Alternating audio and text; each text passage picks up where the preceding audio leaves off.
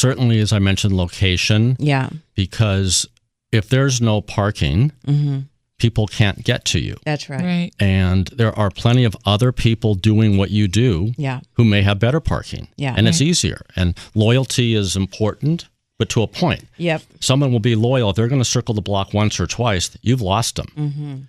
That customer is not coming back. So it's important to have as many positives focused on your business as opposed to negatives.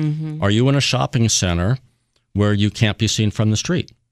Yeah. Or are you in a space, again, where there's no parking? Right. Or there's a tree that blocks your space. People don't think about that. Again, they think, I'm so good, people don't have to worry. Or, you know what? My budget, all I can afford is $4,000. Yeah. That great space on the corner is $6,000. So I'll have to take an inferior space and hope and keep my fingers crossed that the business will come. At that point, there should be a timeout and say, well, you know what? Let's go look for a different location. Right. Because there's plenty of real estate in this town. But it's also important to understand, is the area the right area for your product? Right. There are certain areas of LA which are hip, cool, upcoming areas, and rents are very reasonable. So what I try to do frequently is work with tenants who are on a budget, and I discourage them from going into the expensive areas.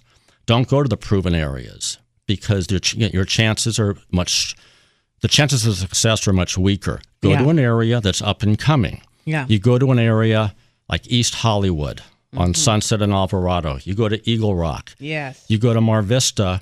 You go places where, because I know the business, I know business is going in that direction. That's how Venice became cool several years ago. Yeah. And then Abbot Kinney, which is now probably one of the top retail streets in the country. Yeah. Well, rents went from $1 a foot a month to now where they are $15 a foot.